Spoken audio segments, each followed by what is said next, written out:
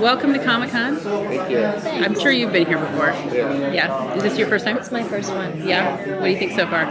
I'm really excited. I haven't seen any of the costumes or any of the crazy stuff yet. I just saw all of the people driving up. Yeah. But it seems very overstimulating. I'm excited and nervous. Yeah.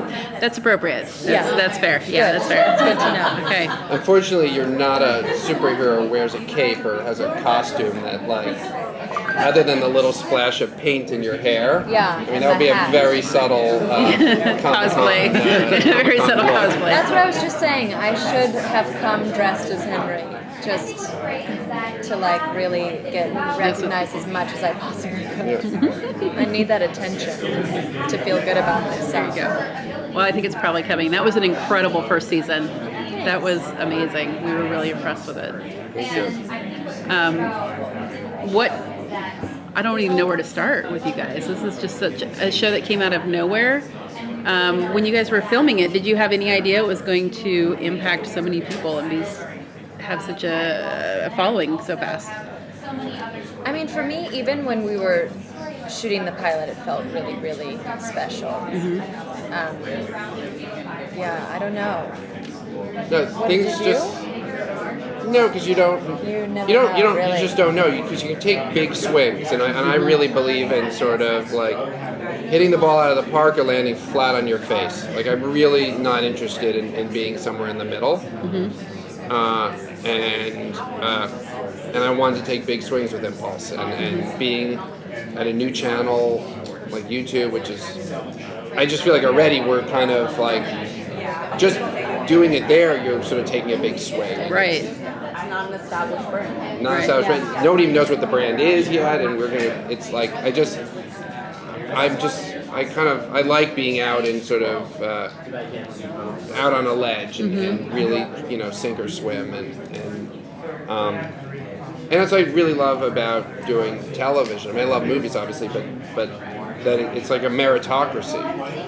Like movies, it doesn't really matter if like Jurassic World is good or not. Like you just put enough money into it, you can have a huge opening weekend. But like TV, like has to, they can promote like an episode, but audiences have to love it, and then it's the audience that drives it.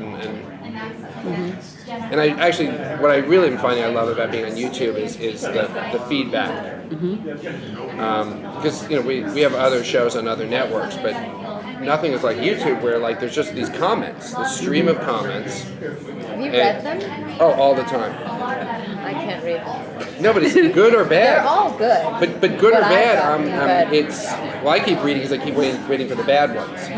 I know, that's why I'm not reading them. I'm a glutton, but because when I make movies, I'm not recognizable enough that I can just go to the movie theater where a movie of mine's playing, and I like that's my favorite part of making movies is going to a theater and watching in front of an audience, and I like being in the theater if they're sort of reacting and if there's a joke and they laugh, but I always find myself at the end of the movie in the bathroom. First of all, because I drink a lot of soda, so by the end of the movie I usually have to go to the bathroom anyhow. And I like sort of loitering around the men's room because that's where people talk about the movie. Yeah. Yep. And with YouTube, I'm getting that feedback, without having to loiter in the men's room. I was gonna say, or are you just comparing the comment section to the bathroom? I was going to say that. No, it is. That is true. It Yeah. is, because they don't know. People writing the comments probably don't know that like. You're reading That them? we're reading them. Like they think it's for each other. Like the two guys at the urinal talking to each other about the film. They don't realize the director of the film is the next urinal over or over at the sink listening. Yeah. And I like getting that. I like that they're not. It's just their raw reaction to it. The travel part of the first season kind of almost was like a secondary story.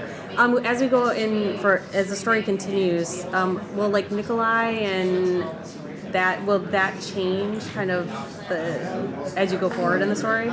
For like season We're 2? not done with Rest in New York. Okay. Like I have such a cool idea of what to do to this town that I wanted to do in season 1 because I'm like, what if we don't get a season 2? But my producing partners on the show says no, it is a really great idea, but like let's not rush it and let's hold that for season 2. So we're not done. The world will get bigger, but it's not like we're just going to leave Reston because we have, the world's going to come to Reston. Also, for me, and what I've been reading in the comments that I get on my accounts online, people find, I think, that town most interesting. That's the reaction that I've sort of gotten, and those central characters in that triangle, Jenna, Henry, Towns, and for me, that's been the most interesting and fun thing. What else do you want to explore in that town? Like, what's something that you didn't get to really explore in season 1 that you were like, this would be an interesting little side storyline? I would love to see where Jenna's storyline goes, and Towns. I mean, I want to see a lot more of Towns. Towns is my favorite character. And I want to know about his life. And I think that's something that Lauren LaFranc has done so well from the very beginning, is give each character their own very real story. It's not just about how the superpower affects them. They have their own lives. That's a. My favorite episode is actually episode 4 because Jenna, something's going on with her, and you're like, oh my God, the bad guys got to her, and it, obviously I must relate to Henry's superpower, and then and Lauren, surprised me with that when I was reading the script to it. I was like, oh my God. Because I was like, oh, what did she write into it? And it was like, actually, what Jenna's dealing with has nothing to do with Henry at all, and that really.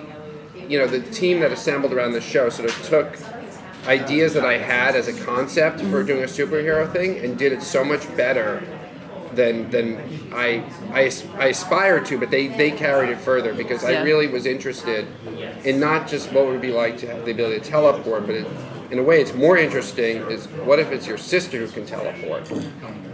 What if it's your friend in school? What if you're, somebody who fantasizes about this stuff and then meets somebody who can do it? There's something about the proximity to that power versus having it yourself that's even more compelling.